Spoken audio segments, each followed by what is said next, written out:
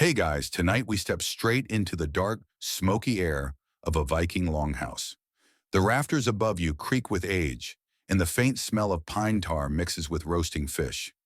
Outside, the chill of the Scandinavian night rolls off the fjord, and the croak of ravens carries across the rooftops. You're not a guest here. You are Ragnar Lothbrok, or at least the closest anyone can get to the real man behind the saga. Your hands are rough, your boots muddy, and somewhere out beyond the mist a destiny waits. And let's be honest, you probably won't survive this story. Between plagues, blades, bad weather, and the occasional half-baked scheme, Viking life doesn't come with health insurance.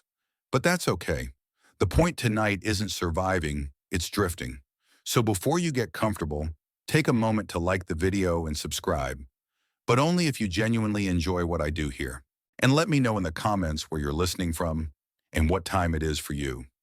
Now dim the lights, maybe turn on a fan for that soft background hum, and let's ease into tonight's journey together.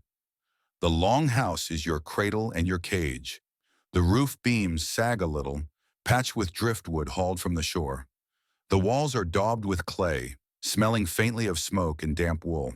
You sit cross-legged near the hearth, poking the embers with a stick, listening to the low hum of voices. The fire is everything: light, warmth, cooking flame, and story stage. Without it, the night feels too big. Sometimes you hear the old ones murmur about Odin and his ravens, Hugin and Munin. They fly far. They return with whispers of the world. The thought that you might one day send your own words beyond the fjord takes root in you. For now, though, your world is simple: mending nets, sweeping floors, listening. You step outside and the cold bites harder than you expect. Kattegat is little more than a cluster of longhouses along the water's edge. Seals bark on the rocks. Somewhere in the dark a dog barks back, then thinks better of it. The stars wheel in their slow arcs, and you catch sight of the North Star. No one calls it a GPS, but that's exactly what it is. A fact worth tucking away. Historians say the Viking homesteads were rarely as sprawling as TV dramas suggest. Small settlements, 50, maybe 100 souls. Enough to know everyone's secrets, too few to hide your mistakes. Your longhouse is shared with animals in winter. Goats, a cow, chickens underfoot. It smells like life, messy and warm. But here's a quirky tidbit for you. Archaeologists once found literal board games carved into the benches of longhouses, grids scratched into the wood where men played Nefertafel with little tokens. Imagine falling asleep to the sound of dice clattering while someone grumbles about losing pieces faster than his goats. And scholars? They still argue whether Ragnar was a real historical figure or a composite stitched from many chiefs. Maybe you're one man, maybe you're a saga's collage. For tonight, though, you're flesh and bone. You rub your hands together, you sniff the wood smoke, and you imagine what's next. The night stretches, a woman tosses more logs on the fire, sparks fly, racing upward until the smoke swallows them. Children curl under furs, snoring softly. Someone coughs, the sort of deep, chesty cough that reminds you how short lives can be when the cold takes hold. Your boots crunch on frost as you wander closer to the fjord. The water gleams black, touched by moonlight. You wonder what lies beyond it. Monks in far-off stone houses, merchants with coins stamped from distant kings, or just more cold water and trouble. It's both terrifying and magnetic. The idea that a world exists out there, waiting to be raided, bargained with, or maybe just sung about by future poets. For now, though, the sea waits, and so do you. You tug your cloak tighter, feeling the rough wool scratch at your neck. Tomorrow will bring chores, arguments, maybe laughter. Tonight brings only the steady rhythm of the waves, the croak of ravens, and the sense that destiny has already found you, even if you don't yet know its name. Morning in Kattegat breaks without ceremony. The frost on the ground crunches under your bare feet as you drag a bucket toward the well. You're still young. Your arms ache easily, your legs too short for the heavy boots. But this is how every day begins. A little chore, a little test. The rope squeaks as you lower the bucket, and the cold water stings your fingers as you pull it up. You don't complain. Complaining just means your older cousin laughs at you and takes your bread at dinner. Childhood here is never idle. You fetch firewood, stir the porridge, men fishing nets with numb fingers. When you're lucky, you get to play. A favorite game is Nataleaker, a rough sort of ball game played with sticks and fists, somewhere between baseball, rugby, and a neighborhood brawl. The rules shift depending on who's biggest, but the bruises last the same. You run across muddy fields, breath steaming, laughing and shouting until someone limps home with a bloody nose. Inside the longhouse, your mother shows you how to carve runes on driftwood scraps. The shallow grooves feel magical under your thumb. Each rune is a whisper, a symbol of something bigger.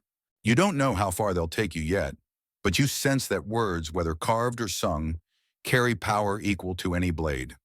Here's a mainstream historical fact to anchor this. Archaeologists have found children's toys buried in Viking settlements. Little wooden animals, carved boats, even miniature swords. So yes, kids back then played make-believe, just like now. Somewhere 1,200 years ago, a child probably whined because his wooden horse broke, the same way modern kids sulk over a snapped Lego. A quirkier note, Norse children sometimes smeared butter in their hair. It gave shine, kept lice away, and maybe even impressed neighbors. You can picture yourself now, hair slick, strutting around the muddy yard like a tiny warrior model. Not exactly glamorous, but it works. Historians still argue whether children in Viking societies were shielded from adult life or thrown into it early. Evidence suggests both. Play balanced with training, laughter alongside danger. You, at least, straddle both worlds. You sneak stones to practice your throwing aim, then chase chickens until your mother scolds you. Childhood here is a blend of freedom and responsibility with no neat boundaries. The fjord is your playground, too. You skim rocks across the surface. 5 skips if you're lucky. You wade in shallows, cold numbing your ankles, pulling out clams. When you stare across the water, you imagine ships bigger than houses gliding toward far-off lands. You don't yet know how much of your life will be spent chasing that horizon, but you feel its pull. At night, you huddle under a wool blanket. The smoke from the hearth curls upward, stinging your eyes. A neighbor tells a story about Thor wrestling giants. Another whispers about trolls in the hills. You fall asleep half believing it all, heart racing at every creak outside. But sleep doesn't come easily when the grown-ups keep talking. You catch words about food shortages, a cousin injured in a hunt, or a neighbor whose cow fell through the ice. Worries never stop, even when you're small. You roll over, squeezing your eyes shut, pretending you don't hear. Childhood is shorter when winter keeps a tally. And yet, there's joy. Summer comes and you run barefoot through tall grass, your hair tangled with salt spray. You climb trees, scrape your knees, and tumble into laughter. A wooden toy boat, carved by your father, sails across puddles like it's the mighty ocean. In your chest, something swells, a spark, a sense that the world is big, and you'll one day see more of it than these muddy paths. Even in play, though, shadows stretch long. The stories remind you that fate doesn't play favorites. Gods choose and humans endure. Somewhere in your bones you understand. You are part of a story already in motion. And so you keep carrying buckets, carving runes, smearing butter in your hair, and chasing chickens. Childhood is short, but every chore, every game, every scraped knee is stitching you closer to the man you will become. The wind off the fjord has a habit of tugging at your cloak, as if it knows you're destined to wander farther than these damp shores. But before that destiny can harden, you need a name, something to anchor you in story. The sagas say you earn the title Lothbrok from a pair of hairy trousers, thick with tar and animal fur, stitched to protect you while fighting a serpent. It sounds heroic, but also slightly itchy. Picture it.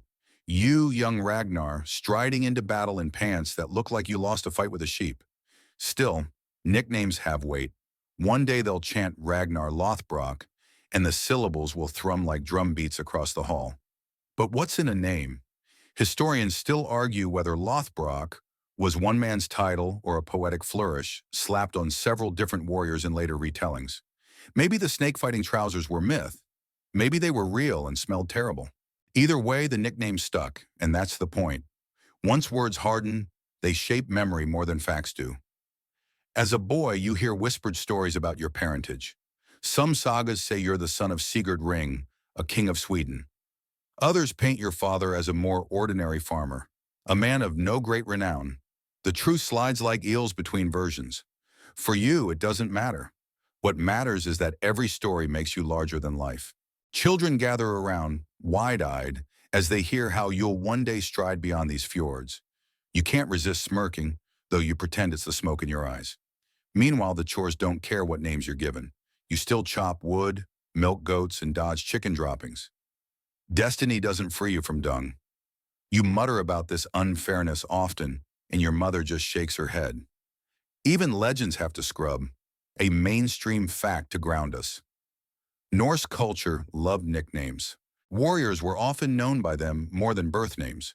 There was Harold Bluetooth, yes, the same name later borrowed by your wireless earbuds, and Eric Bloodaxe, whose branding was admittedly stronger than his kingdom.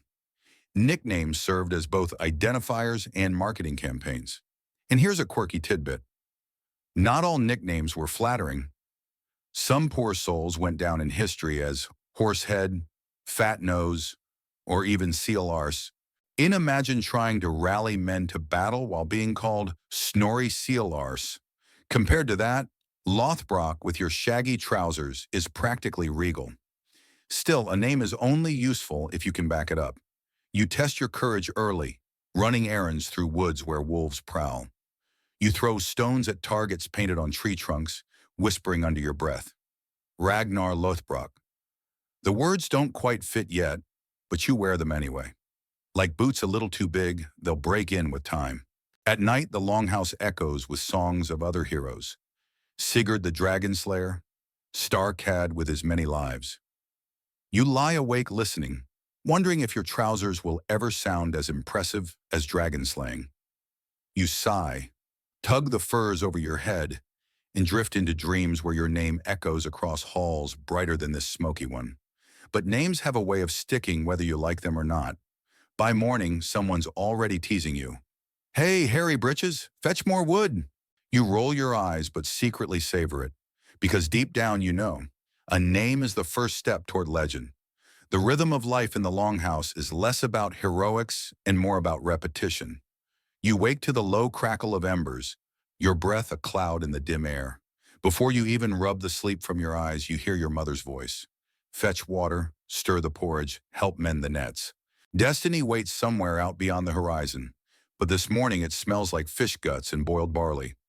Inside, chores are stitched into every moment. You gather dried herbs from bundles dangling over the beams, careful not to knock ash into the stew. You sit cross-legged on the packed earth, carding wool with clumsy hands until your wrists ache. The women weave at upright looms, the rhythm of shuttle and thread, a heartbeat that fills the house. Your task? Hold skeins of yarn while someone winds them into neat balls, your arms aching as though you've been punished. And let's not forget grooming. A fact worth noting, the Vikings were surprisingly fond of hygiene compared to their medieval neighbors. Bone combs, ear spoons, even tweezers have been found in graves. You, of course, fumble with your comb and drop it in the fire pit once. It smells faintly of singed antler after that, but still works. Quirky tidbit, they also use lye soap made with ash, sometimes bleaching hair to a lighter shade. So yes, the image of fierce, grimy raiders is only half the story. You might have been fluffing your hair into a respectable blonde before setting sail to terrify monks. Historians still argue whether longhouses were cozy hubs of warmth or smoky misery traps. The truth is probably both. In winter, cows are herded inside for warmth, their steaming breath joining the smoke, the smell heavy and sour. Yet in the glow of firelight, when voices rise in song, it feels like safety. The walls might be thin, but together you make them strong. By afternoon, smokehouses are checked, fish hanging like silver curtains, venison strips slowly blackening. You chew a piece that tastes half like salt, half like wood, and tell yourself it's delicious. You gnaw anyway. The food has to last the winter, after all. The hearth is where comfort lives. Old stories are told there, laughter rising as quickly as sparks. Someone jokes that your boots smell worse than the goats. You counter that the goats probably think the same of your boots. It earns a ripple of laughter, and for a moment, even the chores feel lighter. Evenings draw the family together. You share flatbread, thick stew, maybe a sliver of cheese if the cow has been generous. The fire warms your cheeks, and the murmur of voices lulls you like waves against the shore. You close your eyes for a moment, hearing the crack of resin in the logs, smelling wool and wood smoke. It's not heroic, not legendary, but it's life, and it's yours. And somewhere in this rhythm, you find contentment. You sweep floors, mend fences, play dice on carved benches, and tease your sister when she drops her spindle. You're not yet the man the sagas will sing of, but you're practicing something just as important, the art of belonging. When you step outside at night, snow stacked against the turf roof, the stars scatter like spilled grain. You tug your cloak tighter, a curl of smoke following you out. Somewhere in the dark, an owl hoots. The chores may start again tomorrow, but for now there's only quiet, and the knowledge that even legends are built on evenings like this. Small tasks, simple laughter, and the steady glow of the hearth. You spend enough winters stacking firewood and patching leaks in the longhouse roof before the pull of something greater comes. It begins with an axe bite into oak, a sharp crack, the scent of fresh-cut timber, and suddenly you're part of a rhythm older than your village, the birth of a ship. The men of Kattegat gather at the shoreline, muscles roping under tunics as they strip bark and hew planks. The sound is constant, thunk of axes, scrape of adzes, murmurs of craftsmen debating angles. You're just a boy, but they let you carry wedges, fetch water, gather pine tar. You watch in awe as trees transform into something alive, something that will float. Fact to anchor us, Viking ships were clinker-built, overlapping planks riveted with iron nails, sealed with wool or moss smeared in tar. This overlapping made the hull both strong and flexible, able to ride waves instead of breaking against them. When you run your hand along the rough seam, you feel how the ship will one day hum like a harp string in the sea's wind. Here's a quirky tidbit. Archaeologists discovered that some sails were dyed red or striped to look more menacing. Imagine pulling into a peaceful harbor with what looks like a floating circus tent of doom. You wonder if you'll ever command such a sail, or if yours will be a plain patchwork of wool, smelling faintly of sheep. Historians still argue whether shipbuilding was community-wide or guarded as an elite craft. In your village, at least, everyone helps. Children scraping bark, women spinning wool for ropes and sails, men shaping oak into ribs. Each pair of hands leaves a fingerprint in the vessel. Days stretch into weeks. You smear tar into seams, the sticky pitch clinging to your fingers long after you wash them. The scent follows you everywhere, sharp, resinous, almost comforting. You begin to think of it as the smell of adventure. The keel rises like a backbone, ribs stretching upward. Slowly the ship becomes a creature, part wood, part dream. You whisper to yourself that one day, waves will slap against its hull, gulls will circle overhead, and you'll be far from these familiar shores. At night, after the work ends, you lie awake imagining the sea. Not the fjord you know, but the vast, rolling gray water that has no end. You picture monasteries filled with treasures, kings' halls across the sea, strange markets where spices sting your nose. You can almost taste the salt. There's humor in the process, too. One afternoon, a plank warps badly, and the carpenter curses, calling it Thor's bent tooth. Someone jokes that you should keep it. It'll make the ship lean toward treasure. You laugh until your stomach hurts, though you're careful not to drop the nails. Finally, the day comes when the hull is finished, the sail woven, the oars carved. You help smear a last coat of tar, your hands black as if you've dipped them in midnight. The villagers gather to bless the launch. A priest sprinkles ale over the prow, murmuring words to Friar, god of fertility and prosperity. Children cheer, dogs bark, gulls scream overhead. And then, with ropes loosened, the ship slides into the fjord. For a breathless moment it teeters, as if uncertain. Then it floats. You cheer with the rest, salt wind whipping your face. The sea has accepted its new child. Later you sit on the shingle beach, knees pulled to your chest, watching the ship bob gently. You can't quite believe it. Wood you once carried, tar you once spread, now part of something alive. You whisper to yourself, one day I'll stand on that deck and the world will open. For now you settle back on the pebbles, the smell of pine tar still clinging to your hair. the steady lap of water against the hull sounding almost like a lullaby. The new ship doesn't just promise raids, it promises markets. You find yourself in Hedeby first, that bustling port where shouts echo in a dozen tongues. The docks groan under barrels of fish oil, bales of wool, and crates of iron nails. The air is thick with smoke from forges, the stink of animals, and the sweet sour tang of ale. You step off the gangplank and straight into the hum of trade. Hedeby is no quiet fjord village. It's chaos with a rhythm. Merchants shout prices, women haggle, children dart under carts chasing stray dogs. You trail after older men from Kattegat, eyes wide. You're here to swap amber, golden chunks from the Baltic coast for silver coins and goods you can't pronounce. Here's your mainstream fact. Viking trade stretched astonishingly far. Arab silver dirhams, struck in distant mints, poured into Scandinavia through ports like Hedeby and Ribe. Archaeologists have unearthed thousands in hoards, proof that Viking hands handled Middle Eastern wealth long before globalization became a buzzword. When you first hold a dirham, its strange script curling like snakes, you feel as if you've captured a piece of another world. Quirky tidbit, walrus ivory was a hot commodity. Hunters ventured north, carving tusks into chess pieces, drinking horns and jewelry. Some say it was even more prized than gold for a time. You see a merchant stroke a pale tusk like it's a lover, whispering about the fortune it will fetch in the south. You wonder if your goats back home know they've been thoroughly outclassed. Historians still argue whether the Vikings were primarily raiders or traders. Truth is, they were both. Two sides of the same coin. A monastery robbed one season might welcome the same men the next year with offers of wool, salt, or iron. For you walking these markets, it feels less like raiding or trading and more like discovering how big the world is.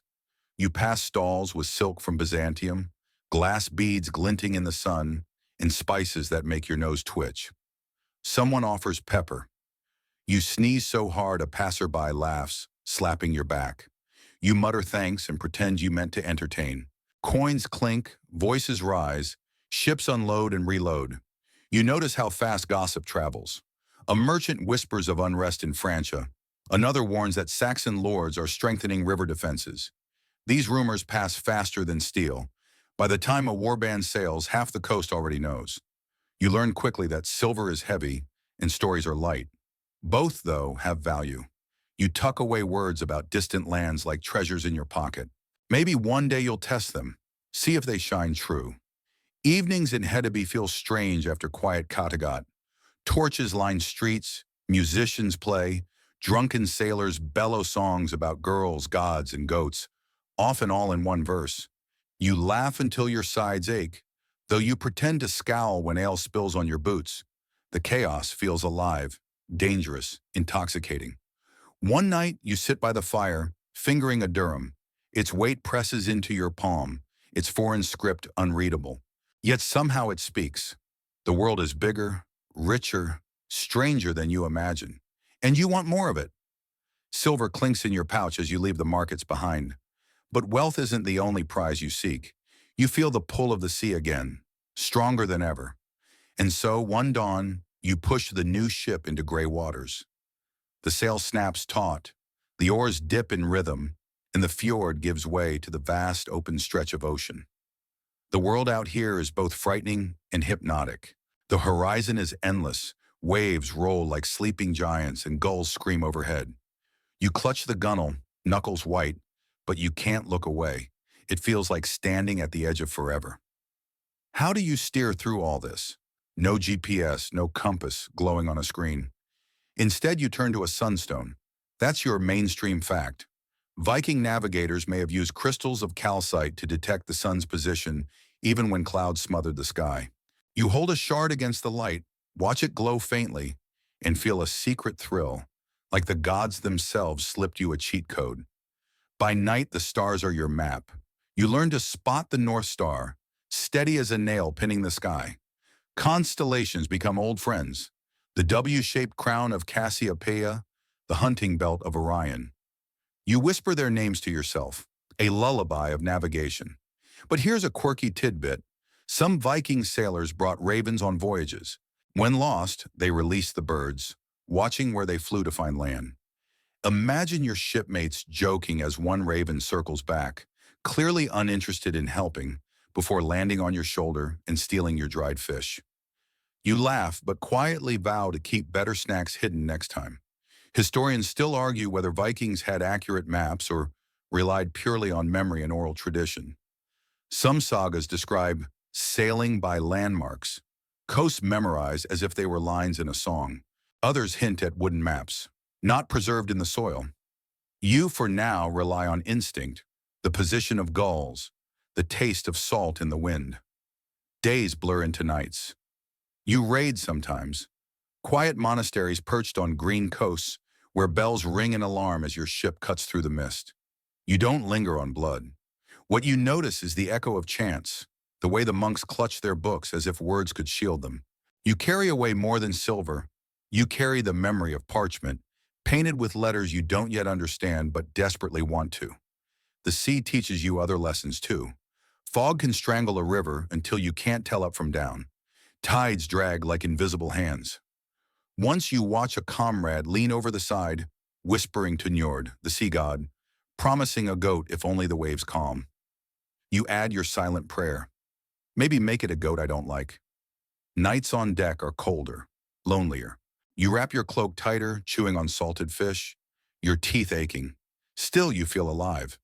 You're no longer just the boy who mended nets. You're the man who reads the sky, who feels the pull of distant rivers, who can smell a monastery's smoke before its bells sound. And when you finally steer homeward, the ship heavy with silver, stories, and whispers of new horizons, you know you'll never again be content with just the fjord. The world has cracked open, and you intend to keep prying it wider. The ship may carry silver and stories, but back home, power is measured differently. It's not just the strength of your sword or the weight of your coins. It's how you stand at the thing. The thing is the great gathering, held in a clearing near a sacred grove. The whole community comes, from farmers to jarls, each one with a say in law and judgment. You stand among them now, feeling the press of bodies, hearing the clamor of voices. The air smells of pine needles, ale, and horse sweat. Disputes are brought forward like offerings. One man claims his neighbor's goat ate his barley. Another demands silver for a stolen axe. Some cases are darker. Blood feuds, oaths broken, marriages contested. You listen closely, realizing that law here is not just about punishment, it's about balance. Here's your mainstream fact. Viking society relied on thing assemblies for lawmaking. These weren't kings handing down decrees from thrones, but community debates where free men voted. Justice was more about fines, compensations, and agreements than prisons or gallows. The goal wasn't vengeance. It was keeping peace in a world too small to survive endless grudges.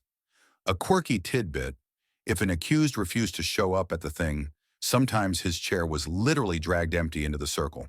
It was a public shaming, the Viking version of subtweeting someone by carving runes about them into a rock. You grin at the thought of someone sulking while their empty chair gets all the gossip. Historians still argue whether kings like Ragnar grew powerful through sheer charisma, military victories, or generosity at these assemblies. You notice how much hinges on gifts: rings of silver, ornate brooches, finely wrought swords. A leader isn't just the man who keeps the most wealth, he's the one who gives it away and binds followers through gratitude. You watch an elder raise his hand, quieting the crowd. His voice rolls like thunder as he declares a fine: 3 silver coins, 2 sheep, and a public apology. The wronged man nods, tension draining from his shoulders. No blood today, the assembly exhales. Later you walk among the crowd, shaking hands, trading jokes, drinking ale from a horn passed between strangers.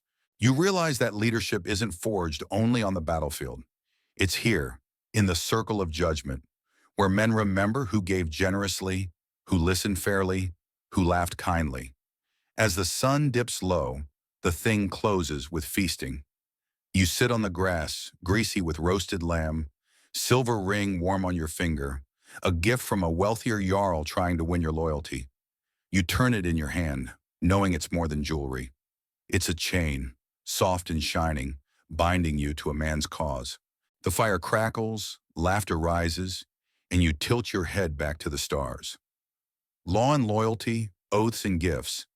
This is the hidden net that holds your world together. A ship may carry you far, but the thing will decide who you truly are. Your life isn't all law and longhouse comfort. There's another rhythm that beats through every season. The thump of shields locking, the hiss of blades leaving scabbards. Warfare is a craft, and like weaving or shipbuilding, it demands practice. You stand shoulder to shoulder in the shield wall, your round wooden board pressed tight against your neighbor's. The instructor barks and the line shuffles forward, shields overlapping like scales. The weight is crushing at first. Your arm aches, your breath fogs against the wood, but you hold. The shout comes, push, and you slam forward, the crunch of wood against wood echoing like thunder. Mainstream fact: Viking warriors fought in these shield walls, a tactic borrowed and adapted from earlier Germanic tribes. It was less about lone heroes swinging wildly and more about discipline. Lines of men bracing together, advancing step by grinding step. You feel it now, how survival is in rhythm, not showmanship. Quirky tidbit: some warriors swore by charms etched onto their blades or tucked into pouches. One man in your group claims his sword won't dull as long as he spits on it before battle. Another swears his socks, never washed, terrify enemies. You suspect the socks are more lethal to the men beside him than anyone across the line. Historians still argue whether berserkers were real, fighters in animal skins who supposedly howled themselves into a trance, immune to pain. You've seen a man froth and shout, eyes rolling back, swinging his axe like a storm. Maybe he's touched by Odin. Maybe he's just had too much fermented honey. Either way, you give him space. Drills end with laughter. Someone makes a joke about your shield being more dent than wood. You retort that dents mean it did its job. Around the fire, you compare bruises like badges. Even pain becomes a kind of story. Weapons are treasures, each with a story. You run your hand along the blade of an Ulfbert sword, the letters inlaid in iron glittering faintly. These blades, forged from crucible steel, are rarer than treasure chests. To hold one is to hold power itself. You don't own one yet. Your sword is plain, serviceable, but you dream of the day your hand grips such steel. Night falls. Around the cook fire, meat sizzles, fat dripping into flames. Someone tells a story about a battle lost because a goat wandered through the shield wall. You laugh until your stomach aches, imagining the goat calmly chewing while warriors tripped over themselves. You lean back, belly warm with food, shield resting nearby.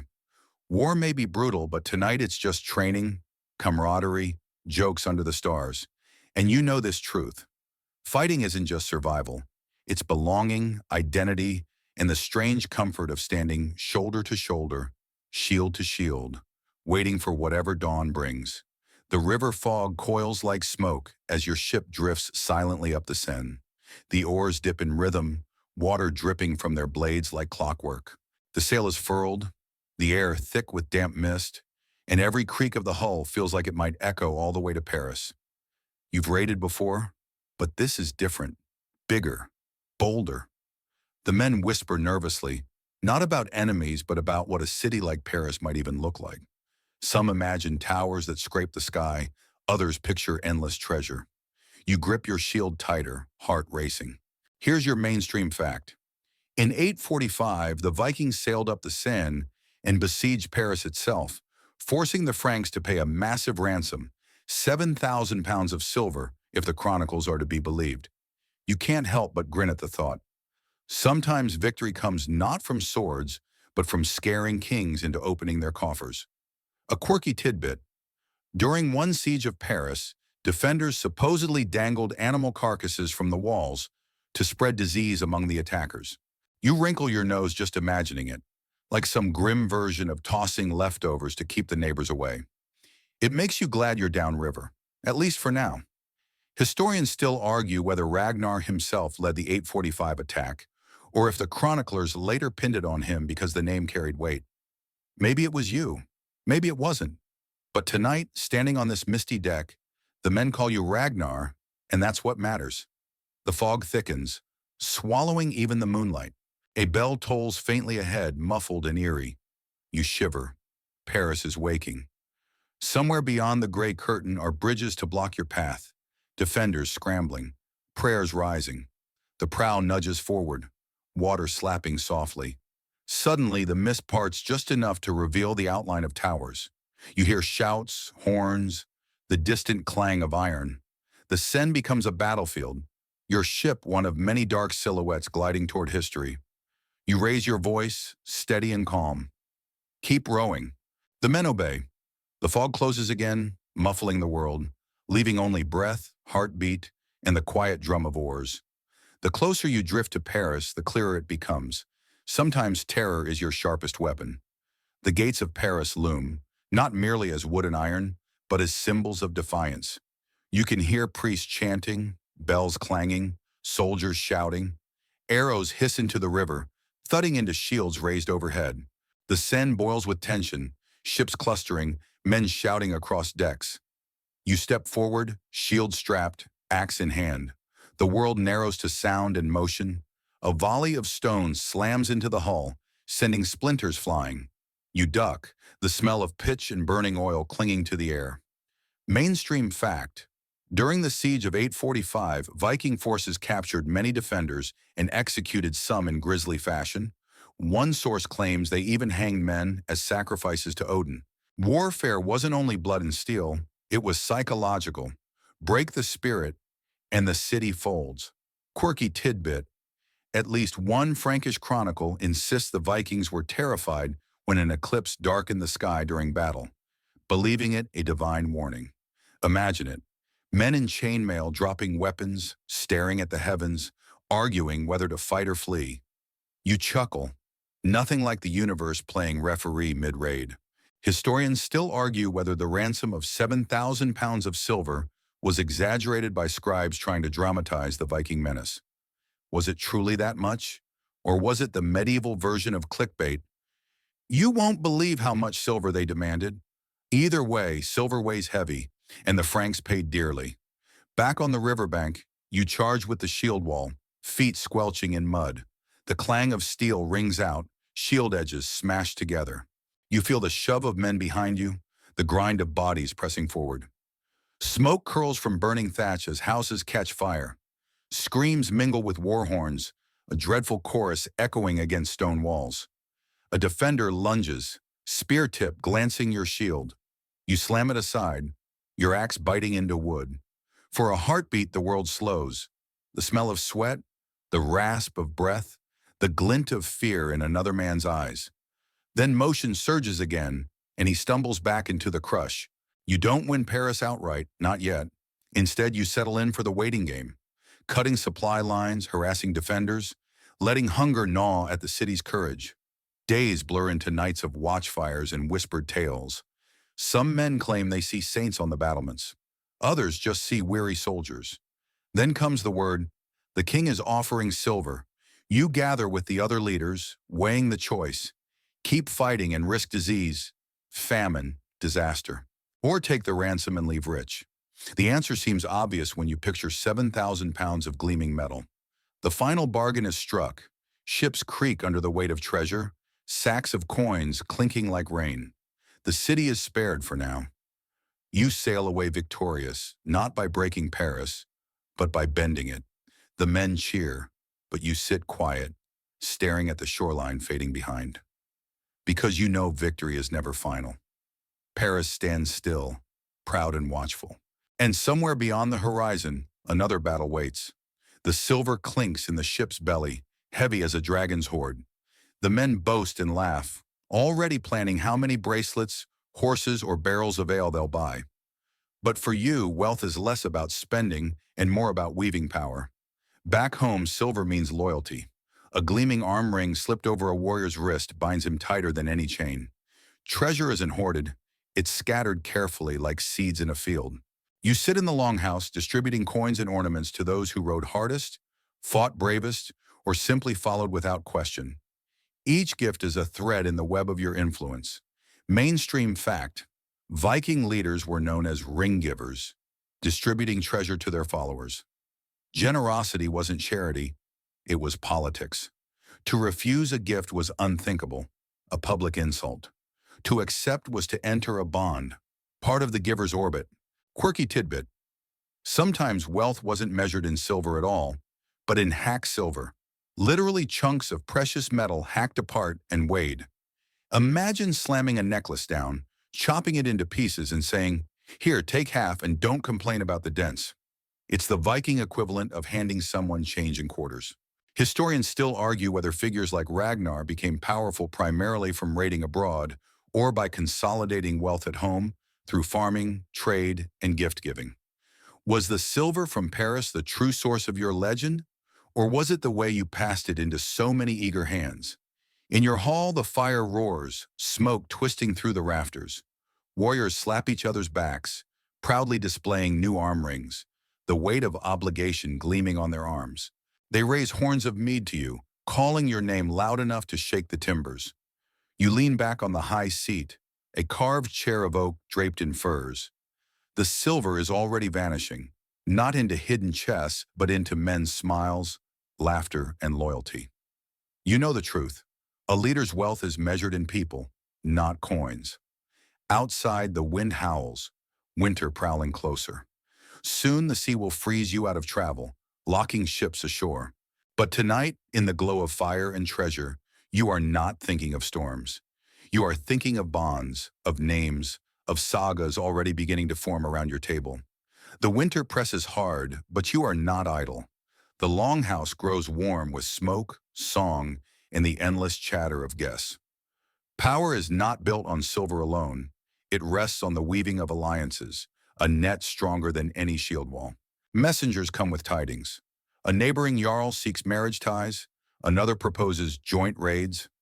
You sit in council, weighing each word as carefully as a smith weighs iron. One wrong alliance could spark a feud. One wise promise could secure your children's future. Mainstream fact, Viking politics revolved heavily around kinship and marriage. Bloodlines mattered. A strong marriage could unite territories, while divorces, or worse, betrayals, could unleash vengeance that lasted generations. Quirky tidbit. Divorce was surprisingly easy for Viking women compared to later medieval norms.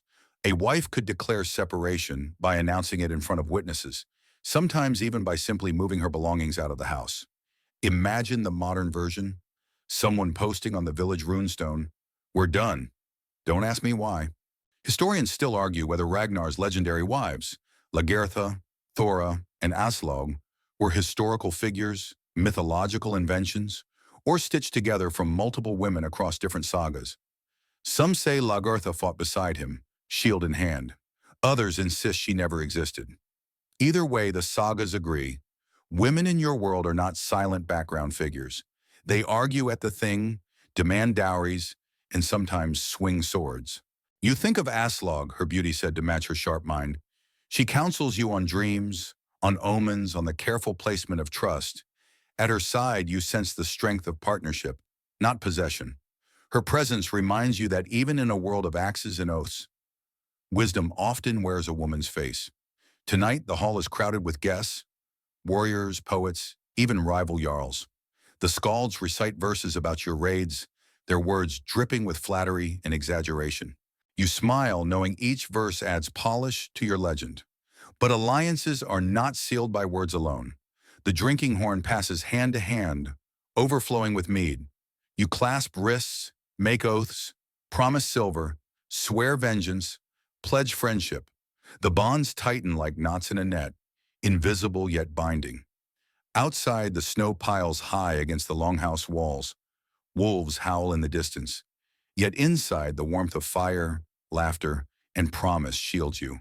For now, the world feels contained. Your hall, the heart of a web stretching across seas and shores. You understand something new. Power is not just the axe in your hand, but the hands you clasp in friendship, in marriage, in oath. It is the silent promise that when winter breaks, you will not sail alone. The thaw comes, rivers loosening their icy grip, and word spreads faster than spring birdsong. Across the sea, the Anglo-Saxon kingdoms grow rich, fat with churches, bursting with silver. You gather your ships once more, sails patched, crews restless. The North Sea yawns wide, its waves green and cold. Days blur into nights of spray and salt. Then, landfall. Cliffs rising, rivers winding inland, villages dotting the hills. The smell of smoke from hearths carries on the wind.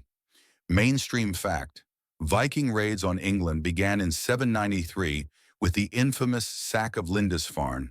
Monasteries were favorite targets, not because of hatred for Christianity, but because they held portable wealth: chalices, reliquaries, gilded manuscripts. Easy to carry, easy to sell. Quirky tidbit: some Anglo-Saxon monks scribbled curses into their manuscripts, begging God to smite the raiders. One even wrote a note in the margin complaining about cold hands. You imagine him glaring out a window, ink freezing, muttering, "If the Vikings don't kill me, frostbite will." Historians still argue whether Ragnar himself truly landed in England or whether later saga writers merged his story with other leaders like Ivar the Boneless or Ubba. But in your narrative, the coast of Northumbria is real beneath your boots, the thatch of a monastery already crackling with fire. You stride into the cloister, the air thick with incense and panic. Monks scatter like frightened birds, their chants breaking into cries. Bells toll wildly, but no army comes. Just silence, smoke, and the pounding of your heart. You grab a gilded book, runes etched into its cover, marveling at the strange curling letters inside. You don't understand a word, but you understand value. The ships grow heavy with plunder: silver candlesticks, gold chalices, bolts of fine cloth, and prisoners, some ransomed back, others folded into your households as thralls. It is not mercy but economy, each person a piece in the game of wealth and power. As you row back to sea, the coast fades, smoke trailing behind. The men laugh, counting treasure, but you sit quietly, staring at the horizon. You think about the strange balance of it all. Your world of axe and oar colliding with theirs of parchment and prayer. Somewhere deep inside, you sense it. England is not just a target. It is a stage, and your name will be carved into its soil, whether in truth or in legend.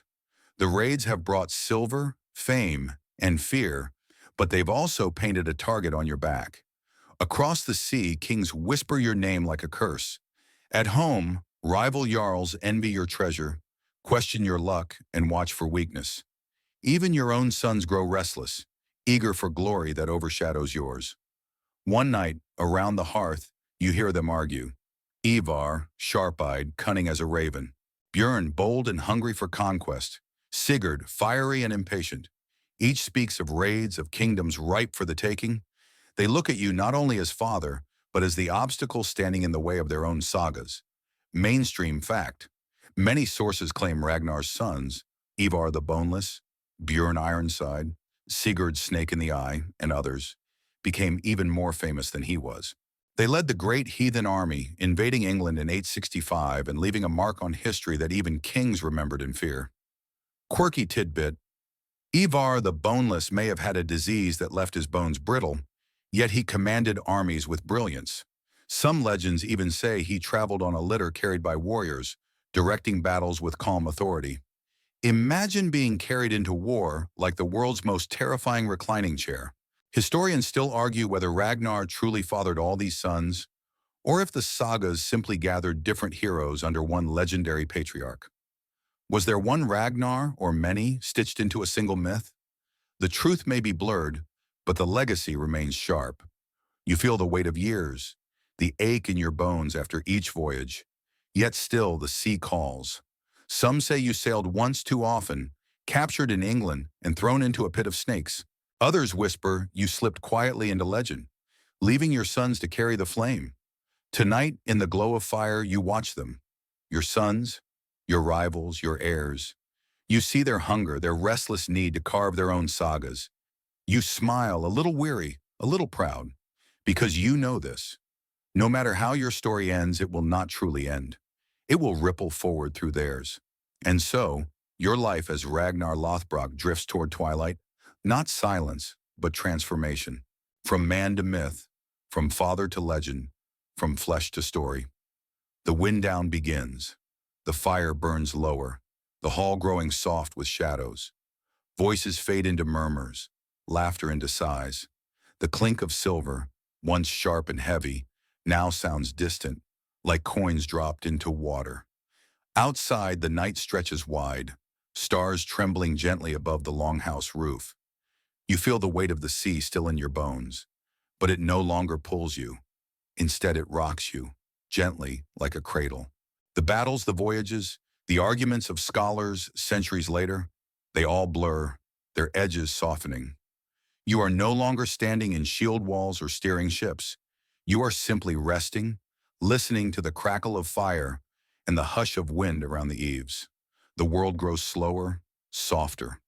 The sagas that once roared now whisper, their voices like waves on a far shore. Whatever is truth, whatever is myth, it no longer matters.